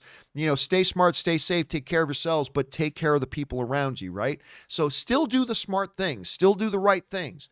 But it is exciting, that you get to indulge a little bit more and going back out to that stuff, like me going to Disneyland, you getting back to the movies. It's all good stuff, my friend. All right, next up. Let's see here. Jake G writes, hey, John, I know you don't do reaction videos, but my cousin and I are wanting to start doing reactions to various anime shows, and we both have a quirky sense of humor and feel we can incorporate that into our videos. Is humor something we should lean on? Well, yesterday, okay, so here's the thing. For those of you who might have missed it, yesterday we did a live stream on How to YouTube, which is a terrible title, but I couldn't think of a better one. How to YouTube, where we talked for like over 3 hours about doing YouTube, starting your YouTube channel, how to evolve your YouTube channel. What are some good best practices and principles and equipment and gear and all that kind of stuff. And Jake G, you sent in this question yesterday, but I will answer it again. Listen, if you guys are legitimately funny, and that's important, don't try to be funny if you're not funny. And listen, be honest with yourself and ask other people to be honest with you. If you're not funny, don't try to be funny. But if you are, lean into it. Yeah, if your humor is part of your personal strengths and you guys are good at it, lean into that aspect. Absolutely. All right, next up, Terrence F. writes, you've spoken before about the importance of building community. Obviously, this all came in right around when we were doing that video. About the importance of building community. What are some tips on building, cultivating, and maintaining a community? Thanks. Well, it's all about engagement. It's all about engagement. If you're doing a YouTube channel, engage with your audience. You know? I still, to this day, look, we get literally thousands of comments a day on the videos that we put up. Because not only do we have the new comments today, we have thousands of videos that are on the YouTube channel, and new comments get put all the time. So we literally get thousands of new comments a day. I obviously cannot go through and respond to all the comments, but I will still engage here and there and drop some comments here and there and reply to some people. But you know, I also make sure that we have ways of engaging with the audience. People can send in emails. I respond not to all the emails that get sent to me, but I do respond to some of them. Obviously, we have a platform for taking live questions from the audience as well. There's no one right way to start to create and cultivate community. There are many different ways to do it, and you got to find the right ways that work for your particular channel and the particular subject matter of your channel. For instance, the way you build a community around a movie fandom, like I do, it would maybe very, very different from the way you build community around, you know, a cycling YouTube channel, right? There might be different ways of doing that, but you just got to find the right way that works for you, Terrence. All right, next up. Echo Base writes, we are almost 2 years old and almost 20,000 subs. That's excellent. 20,000 subs. And first of all, 20,000 subs period is great. Especially if you're just 2 years in. Have used a lot of what you do on your channel, on ours, and it's been successful. That's fantastic. Thanks for all that you do. FYI, we are blocked on your channel and not sure why. I'm not sure why either. I can throw it. Best thing to do is don't write that in on the live comments thing. Write that, send in an email. We'll get it to our moderators and we'll see what's up with that. But anyway, that's great. 20,000 subs is fantastic. Well done. All right. James Lockman writes, one of two. To answer your questions regarding PS Now. Oh yeah, somebody wrote to me about that, about PlayStation Now yesterday. Yes, you can play PlayStation games on your PC without having a PlayStation console. Interesting. But you do need to have a PS account, which you already have since you own a PS4. To answer your second question, yes, you still have to get a PS5 because brand new games do not show up on PS Now until much later. Just think of PS Now like Netflix. Brand new movies come out in theaters, or new DVD releases don't show up on Netflix till much later. Okay, that's good information to know because I recently got, what's it called? The Xbox Game Pass. I don't own an Xbox. And when I realized and found out that you could actually just get Game Pass and play the vast majority of the games and tons of games just on your PC, I'm like, sign me up. And I signed up and I've been having kind of fun. I've been having fun on it. I really have been trying to get a PS5, and then somebody wrote into me about this PS Now thing. I didn't even know about it before, but yeah, that sounds like something fundamentally different. I'd prefer it to be something like Xbox where even the brand new releases, you can just jump right on it. But thank you for that information, James. That's very valuable information, and I'm gonna look into that nonetheless. I look forward to that. All right, next up, Darwin Nguyen writes, 1 of 3. Hey there. Been watching you since you were still in the closet. Thank you so much. Of course, we used to do the AMC movie talk from a converted storage closet at the AMC Burbank 16 Theater. It's absolutely true. We took what was a giant storage room, a giant storage closet, and we converted it into our studio. So that was our first studio at AMC. Anyway, hey there. Been watching since you were still in the closet. Just wanted to say your channel and this community has helped me through a lot of dark times. Oh, that's good to hear, man. And personal family issues. I'm currently a 4th-year pharmacy student. Good on you. And your show provides a moment of relief from working in retail pharmacy and administering COVID vaccines all day. Dude, you're a hero. I'm set to graduate with my doctorate of pharmacy in May and wouldn't have kept what is left of my sanity if it were not for this community. Thanks for everything you have done and continue to do. Loved your documentary, by the way. Oh, Darren, that is awesome to hear. Thank you so much. And congrats, dude. Getting any kind of doctorate is way beyond me. I mean, you're way beyond me. You are several boss levels higher than I am. So like, cheers to you, my friend. That is great. And it's always great to hear people giving testimony about, how a fan community can help them get through stuff like that too, and help maintain sanity. I know it does for me. Clearly it does for you as well. So again, congrats on your graduation, dude. Thank you for being, a frontline worker administering COVID vaccines. That is awesome. So thank you for sharing that experience, Darwin. I really appreciate that, dude. All right. Cade writes, I was wondering if you happen to know any good lapel microphones. I've seen several online in the $30 range. I'd much prefer to get a great mic for a bit more money, $60 to $100, than an average one for little. Well, here's what I would say, Cade. I would suggest this. Let me see if I can bring this up here. It's a little bit more expensive. But I think you'd be very, very happy with it. So there are these mics called the Rode Go, I believe they're called. Let me bring it up. Yeah, these wireless mics called the Rode Microphone Wireless Go Compact Microphone System, blah, blah, blah. So let me see if I can bring it up here. So what these mics do, and by the way, these aren't the only ones. There are some competitors that do the same thing. So you might want to look those up too. But basically, the one box connects to your camera and you can plug it right into your computer or to your camera or whatever. But the other one is completely wireless. And you see that box right there? Is my mouse on screen? Yeah, you see this box right here? You don't even have to plug a microphone into it. It is a microphone. You can just clip it on your shirt and it's a microphone already. But it also has a microphone jack, so you can just plug in any kind of lapel mic directly into this thing. Now, again, this is a little bit more expensive. You want to go up to $100, this is $199, but I'll tell you what, it is well worth the money. It is well worth the money. I haven't used the Rode Go. I have used them, but I don't own them. I own a competitor to these, and they're great, but, these are great. I have used them before. They give you a lot of flexibility. The sound is great. I mean, again, it is a little bit higher than the price you're looking at, but you will not regret the purchase. You will not regret the purchase. So I kind of recommend that. Anyway, hope that's helpful for you, Cade. All right. Next up, Jose Salazar writes, "Good day, John. Good day. It is so awesome to be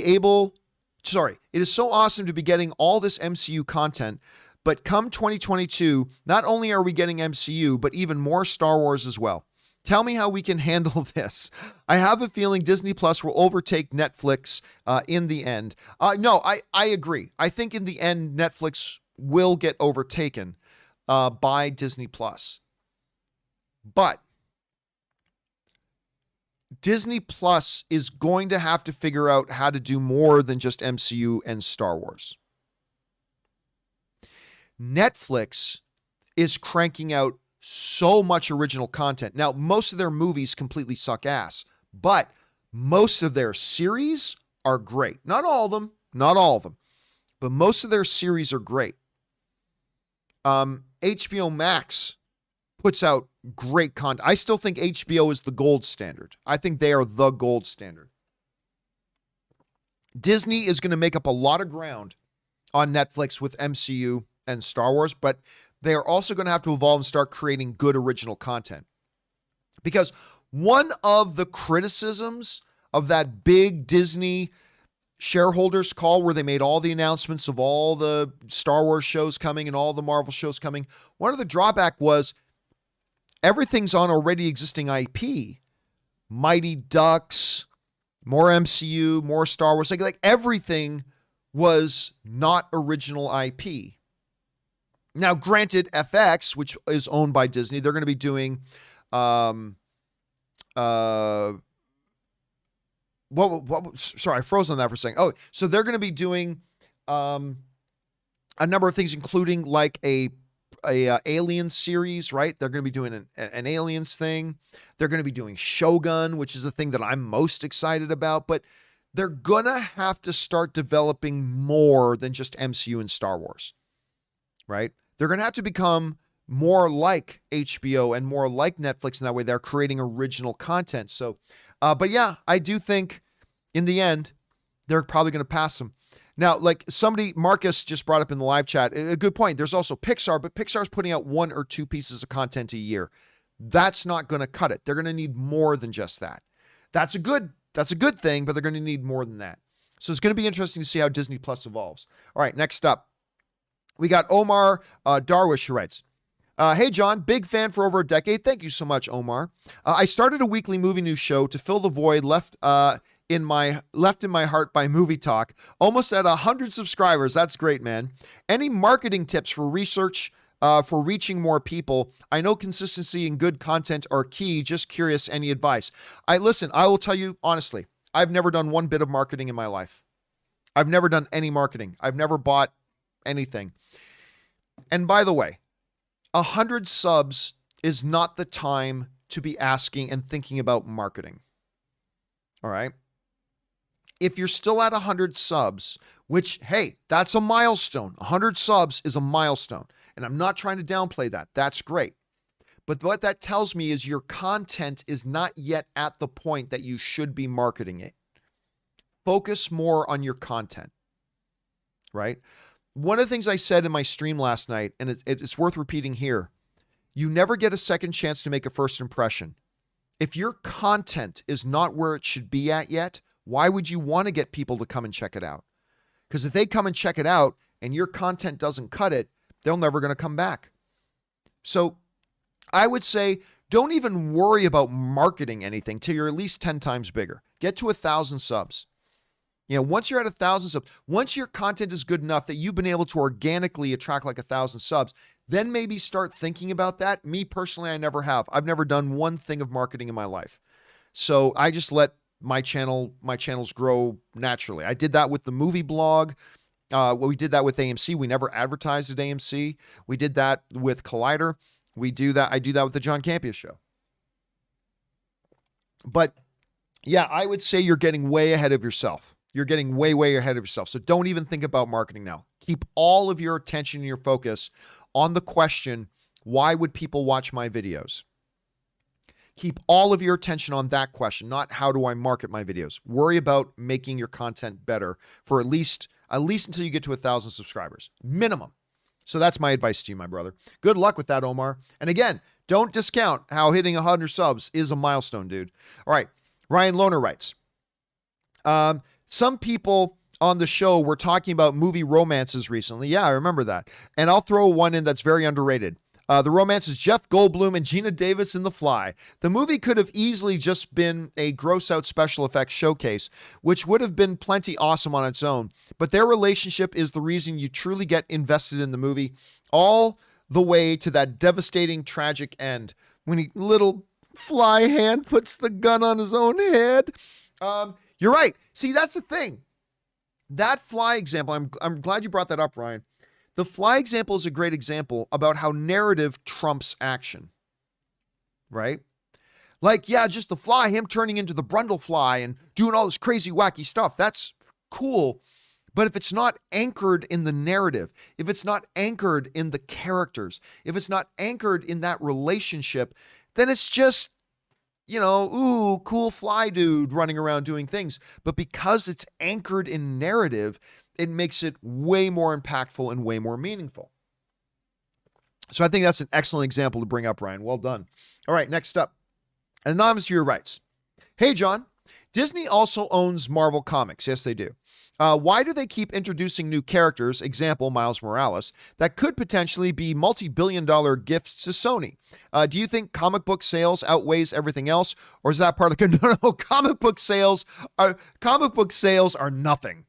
Comic book sales are nothing compared to revenue generated by movies. Like absolutely zilch, zero, nothing compared. So no. But what are your options?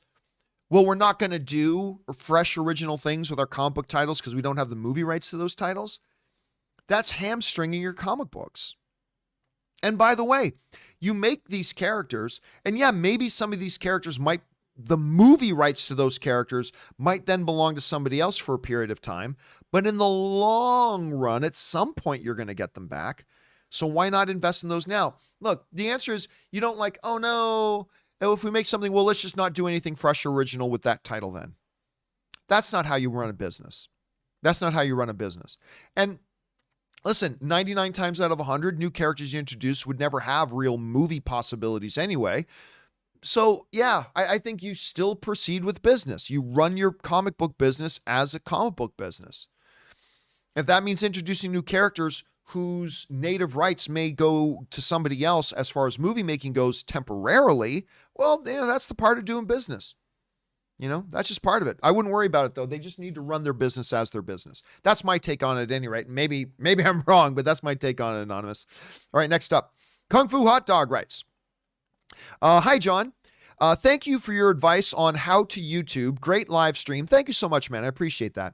Also, have to echo fellow subscriber Samuel1225, who said you must be hitting the gym due to the size of your guns. Think Sly and Arnie need to run for cover. Well, thank you, dude. I appreciate that. I've been working really hard to get myself back into proper shape. When I was started to tip the scales at 240, I'm like, nah, no. This won't do. So I've lost about 25 pounds in the last 6 months, whatever. I work out every morning, all that kind of stuff. But thank you for that, dude. I appreciate that. All right. Johnny writes, I'm invincible. Duh. By the way, new episode of Invincible coming up. Anyway, a simple man. Just show me Zemo dancing. Not sure if you saw this, but Marvel uploaded to their YouTube channel a 1-hour clip of him dancing in a loop. Have fun. Yes, it wasn't an hour clip. It's an hour loop. Okay. It's actually like a 30-second clip. But it's on a loop. It's not an hour-long clip. So be clear of that. And yes, I did watch that for about 15 solid minutes and laughed myself silly the entire time. All right, next up. Johnny writes, John Walker, I'm Captain America, Io. I am not impressed. I know, right? Listen, when the Dora Milaje starts showing up, business is about to pick up. Business is about to pick up when the Dora Milaje show up, Johnny. You best believe that. Anyway, Dan writes, 1 of 2. Hey, John, watching that stream last night made me nostalgic for your first Getting Started stream all those years ago. Yep, that's 6 or 7 years ago I made that one. I remember being 15 years old watching that, feeling inspired to use your advice to start not a movies page, but a baseball page. Very cool. Proud to say I've grown to over 35,000 subscribers on YouTube and over 100,000 total across social media for my passion about the New York Yankees. Reason I'm telling you this is that I wouldn't be in this position without that Getting Started video. Thanks, John. Dude, that is so cool to hear. Thank you so much for sharing that. That inspires me. That really does. Now, for those of you who don't know, a bunch of years ago, I put up like a 2-hour video on how to get started in blogging, podcasting, and YouTubing. And then last night we did a 3-hour stream kind of updating a lot of that. But to hear a story from somebody like you, Dan, that you took a lot of that to heart and you've got your own channel now about something you're passionate about, New York Yankees, but you're passionate about them and that you got like 35,000 subscribers. That is inspiring for me to hear, Dan. Seriously, very, very much. Thanks for sharing that. And I'm glad you got some use out of that video I did. So thanks for sharing that, dude. You just made me feel like I have worth. You made me feel really good, man. Thank you for that. I appreciate that. All right. An anonymous viewer writes, hey, John, can you please wish happy birthday to my friend Nick Gurr? Nick Gurr, happy birthday from an anonymous friend. I'm not sure who it was, but happy birthday to you, Nick Gurr. May you have a fabulous day and a fabulous year ahead of you. Anyway, thanks for sending that in, anonymous. Make sure you include your name next time, though, so we can give you credit. All right. Wakandan Forever writes, I see the evidence. The only rebuttal in my defense, I can only say this. Heroes in a half shell, cowabunga. P.S. The monstrosities, they never would have made any money. Now I know why they are black and white. They can't afford to be in color. Boom. So Wakandan Forever, for those of you who missed it, Wakandan Forever wrote in the other day about the fact that I don't like the modern iteration of Teenage Mutant Ninja Turtles. They're bastardizations of the original Teenage Mutant Ninja Turtle comic. Like the skateboard riding, pizza eating, cowabunga dude things. I've never been into it. Now, granted, I did kind of like that first one that Michael Bay produced, surprisingly enough. But that one was pretty good. I have to admit that it was pretty good. The sequel they did with Stephen Amell, not so good. And that wasn't Stephen Amell's fault. But the first one to that I thought was quite good. But this is simply a poor man's bastardization of the true, real Teenage Mutant Ninja Turtles, which of course started as black and white comics, and they were deadly serious. And what happened was the other day I brought up an image from one of the original comics where you hear like, we feel our blood coursing. We yearn to start the slashing and the bloodletting and blah, blah. Like they were dead serious about killing ninjas. Like it was brutal and violent and dark and gritty and kind of ridiculous at the same time. But that's the real Teenage Mutant Ninja Turtles. And then somebody went, let's make it for kids. The kids will love turtles. Let's make them ride skateboards and say cowabunga and eat pizza. And I know what I'm saying is like completely offensive to many of you who grew up loving that version of the Teenage Mutant Ninja Turtles, and I apologize for that. It's just as somebody who knew the original comic books and what they actually are, like what the real Teenage Mutant Ninja Turtles are, I can't help but like be, I hated them. They turned into to a children's property. But whatever. That's just me. All right. Yay, let's eat pizza and ride skateboards. Okay, anyway. Let's move on here. Next up, that was Wakandan Forever. Next one we got Dad Jokes writes, when comparing Wanda to Bucky, I think you forgot about the important variable of guilt. Whenever we talk about Bucky, you got to talk about guilt. They both have lost so much and have a tragic background, but as episode 1 portrayed, Bucky is tormented with guilt, and he is also a man from a different time, so he's alone in the world. Oh no, listen, dude, we talk about that all the time. I absolutely agree. This is a dude who struggles with his own ideal of worth at all. I mean, he's completely plagued by guilt. He walks around with this list of people he needs to make amends with. I mean, that's all part of it. And yeah, you're right. You can't think about Bucky without also realizing how isolated he really is, and the fact that he is crippled by guilt. Absolutely. Well pointed out. All right. Wakanda Forever writes, Vince, I'm in the wrestling business. That's great, Ted. I'm not in the wrestling business. I'm in the entertainment business. Big difference. The night Vince McMahon bought WCW, craziest moment in wrestling history. What is your most memorable wrestling moment? I don't really like talking about wrestling too much on the show, but honestly, my favorite wrestling moment ever, and I'm sure a lot of people will say this, Undertaker and Mankind Hell in the Cell match, when Undertaker, it's the most jaw-dropping what the fuck moment in the history of professional wrestling, when Undertaker threw Mankind off of the top of the steel cage and went crashing down to the floor. That to me is the most memorable moment in wrestling. All right. Next up, Ben Rayner writes, hey John, thanks for the great YouTube on how-to video last night. Thank you so much for watching that, Ben. Over under 7.5%. Betty Ross is the power broker. I'll go a big goose egg 0 on that. Think about it. She could be on the run from her father. She would never be on the run from her father. Anyway, jilted about Bruce not coming back, and she's a military brat, so she has access to weapons. Possible? Impossible. Just because she's the daughter of somebody does not mean she has access to anything. And by the way, what of Betty Ross's character did they ever show that has ties to criminal underground or knows how to form a criminal organization? Or, yeah, could she be mad about what happened with Bruce? Sure, but that doesn't suggest in any way that she could. Now, listen, I'm all for the idea of a Liv Tyler coming back as Betty Ross. She's in MCU canon. I'm all for that. Do I think there is any possibility that she's actually the power broker? I got to give a big goose egg on that. Now, you know, Ben, I'm very, very resistant to giving goose eggs. I'll even say 1% or 2%, but Betty Ross's power broker, I got to take the big goose egg in that. To me, it would make no sense at all.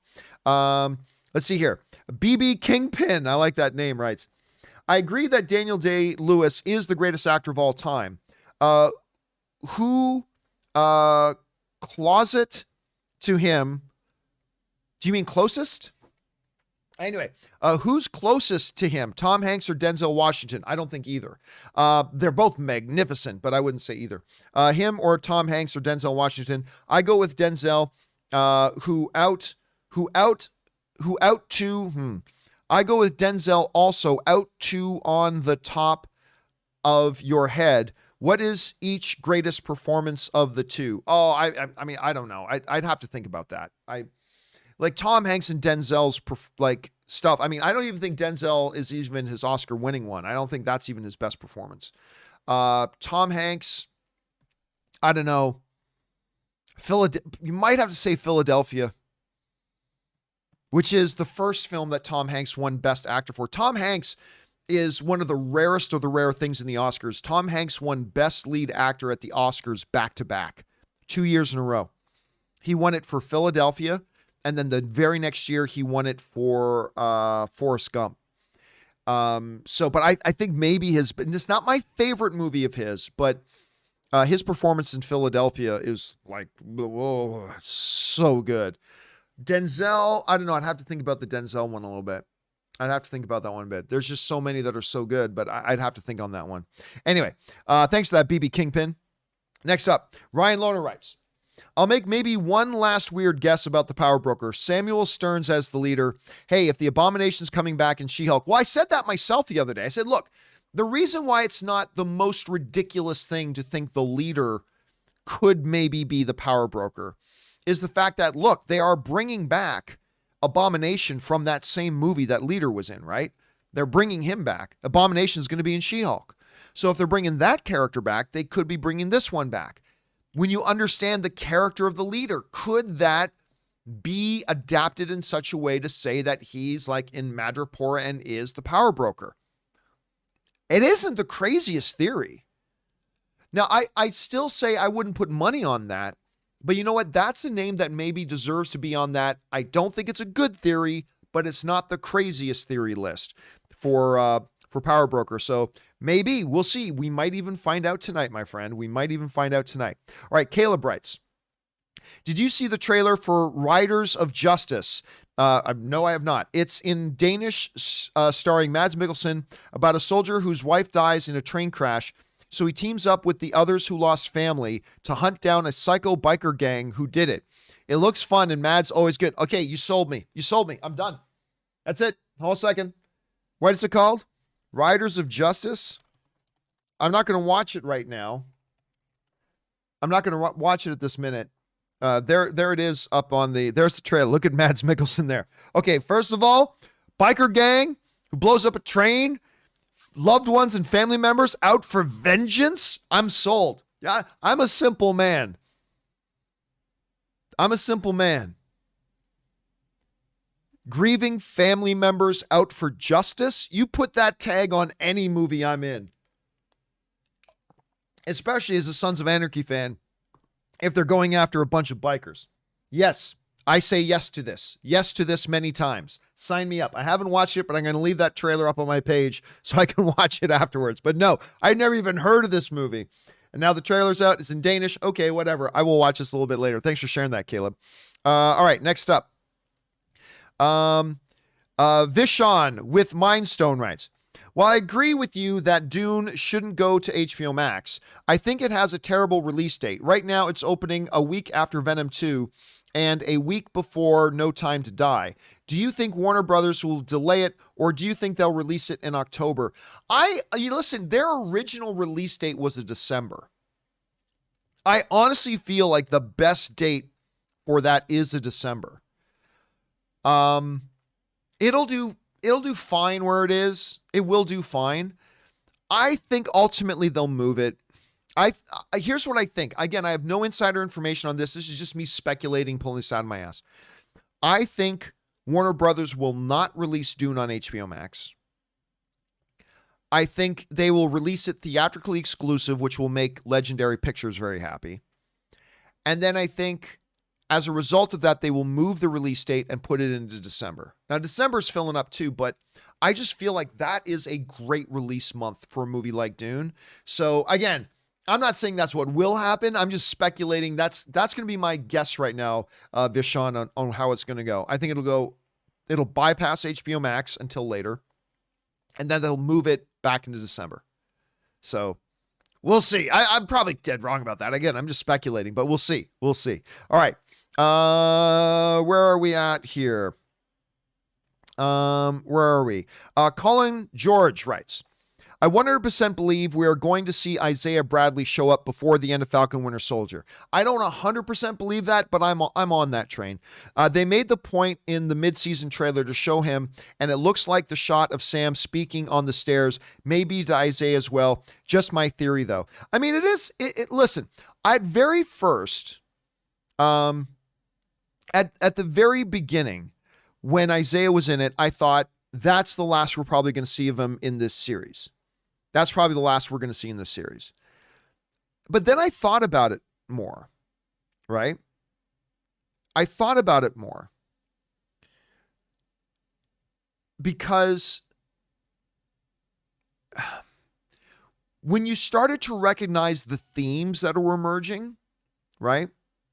The themes that were emerging in the show, you start realizing how those can all connect back to Isaiah, maybe. And so I went from the notion that, no, I don't think he's going to be back. I think he was just in there for that one shot to have that one big moment of impact. But I kind of changed my mind, and I now kind of think he is going to come back. Now, I'm not willing to say the idea that it's 100% he's coming back, but I'm kind of with you on that. I do think we're going to see him again. All right, next up. And that he's not the power broker. Sammy YP writes, where are we at? There he is. Sammy YP asks, John, and everyone else, just wanted to share with you the power of movies. Waking up from a 12-hour surgery with the knowledge of just losing my right eye. Oh, dude, that's brutal to hear, dude. Of losing my right eye. I was not ready to continue the fight with cancer and ready to give up. The nurse turned on the TV and The Hobbit, The Desolation of Smaug was on. It was the scene in the Wood Elf dungeons. But what stood out to me was the beauty of it all, the details that was put into the stage design, the lighting, and the costumes. I mean, then part 3 of 3. It reminded me that I can still enjoy it, not just the movie, but life, as long as I fight for it. By the time Bilbo was trying to figure out how he was going to open the trap door to join the others, I was laughing so hard the nurse thought I had lost it. Dude, first of all, good on you for getting through that surgery. That is not a fun sounding thing at all. So you're an Iron Man, dude. You're an absolute Iron Man. But you're right. Movies have this kind of power. You know, what's funny? I was talking a while ago about how a number of years ago, somebody in our circle of friends committed suicide. It was brutal. And after that, shortly after that, I had seen the movie Castaway with Tom Hanks. And, you know, Tom Hanks at the end of that movie, the ending of the movie is beautiful because somebody's asked him, like, how did you make it? And he said, yeah, I had thought and tried to kill myself a couple of times. But the line in the movie is, because every once in a while, something from the plane that had crashed with him, something else would wash up on shore that would miraculously provide him with something that he kind of needed to survive. And he says at the end of the movie, I just decided to keep breathing because you never know what the tide will bring in tomorrow. Something like that. I'm paraphrasing a little bit. And I remember always saying, God, I wish that our friend who had taken their own life had seen this movie before they did. That even if things look bad now, you never know what tomorrow can bring. Keep breathing. Sorry, it's getting a little bit emotional. And I'd always wished that this friend of ours had seen this movie. And when I shared that, sorry, give me a second. When I shared that, somebody wrote in shortly after that to say that it was funny that I brought up that example because their best friend was also in a place of contemplating taking their own life, and then they saw Castaway. And that the ending of Castaway made them rethink everything. And they got through what they were going through at the time, and now she has an incredibly happy, great life, you know? The power of because that's the power of, it's not just movies, it's the power of storytelling. This is why I always talk about why movies matter. right? Why movies matter. And by the way, I gave a keynote address on why movies matter once. If you just go on YouTube and search for, let me see if I can find it here. I'm not 100% sure. Hold on a second. If you search why movies matter, John Campea, just search for, why movies matter, John Campea. There it is right up here. This is it right here. There was a keynote address I was giving at this event, and we were talking about why movies matter. This is 6 years ago.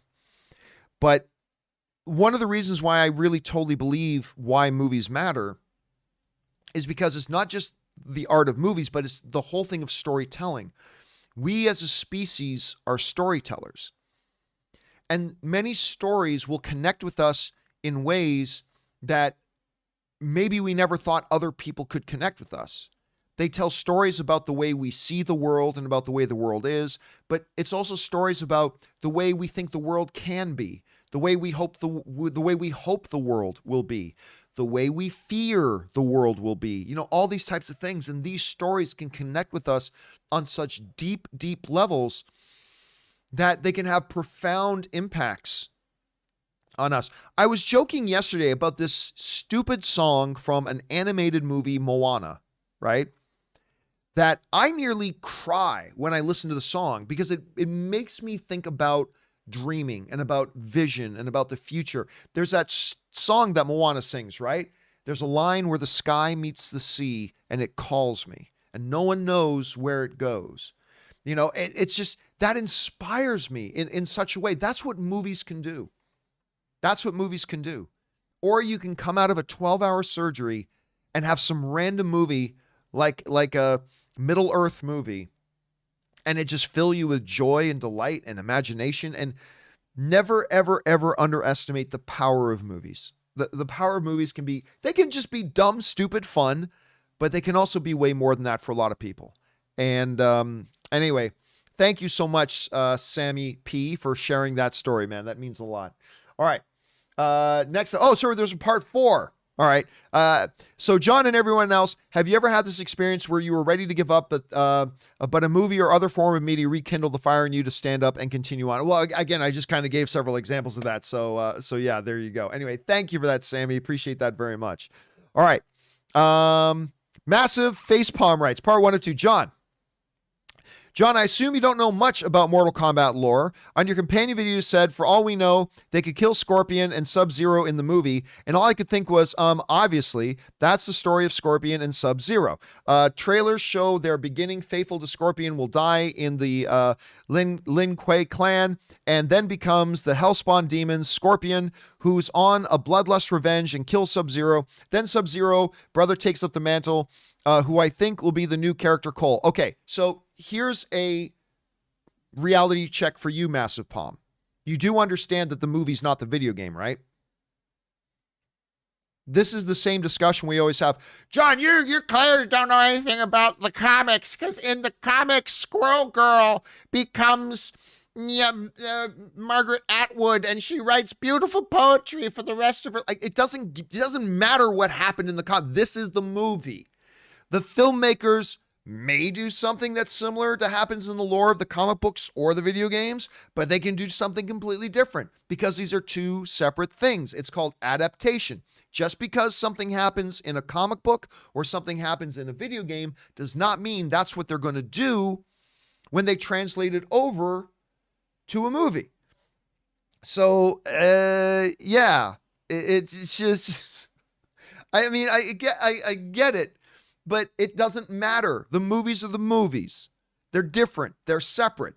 They can do what is done in the original source material, but most of the time they don't. You need to adapt, and we'll see. And so maybe they will do the same thing, but there is no way you should assume that they will. That's why Civil War is a completely different movie than the comic book story Civil War. That's why Days of Future Past is a completely different story than the Days of Future Past in the comic books.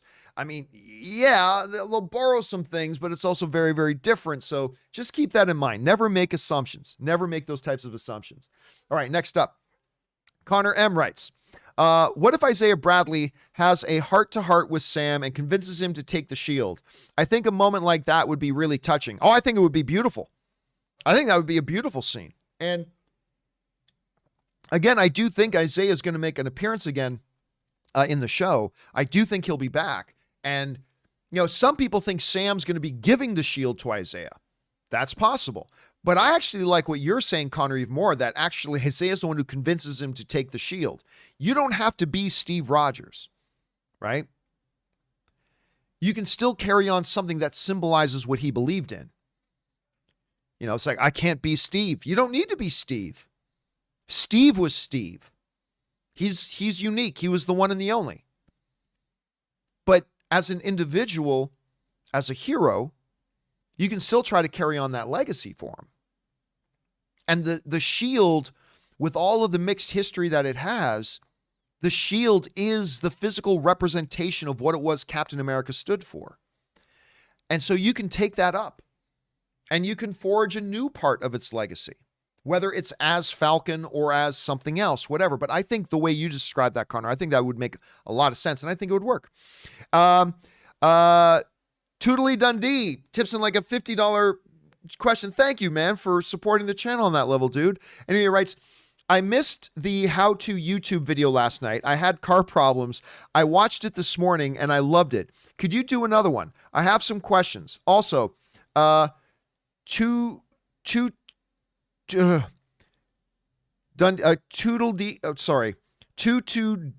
dial. Oh, instead of crocodile, Tootodile. There you go. Tootodile, like Crocodile Dundee. Share the video on Twitter. Hope that's okay. Well, much love, King Campea. Well, again, thank you so much for that. I appreciate that very, very much. And I'm glad you liked it. And yeah, listen, if more of you guys want us to do another one of those how to YouTube videos, we'll do another one. I mean, if you guys find it useful and if you find it helpful, then I'm more than happy to do more of them. You guys just let me know. So thanks for that, Tootodile. I always say Toodle-dee, Tootodile. Thank you for sharing that, Tootodile. And again, thank you for that support. And maybe we will do another one. So thanks for the encouragement on that. All right. Philip Corvelli writes, I want to see Tom Cruise do more comedic characters like Les Grossman. Oh my, I don't know. See, because the novelty of it might now be gone.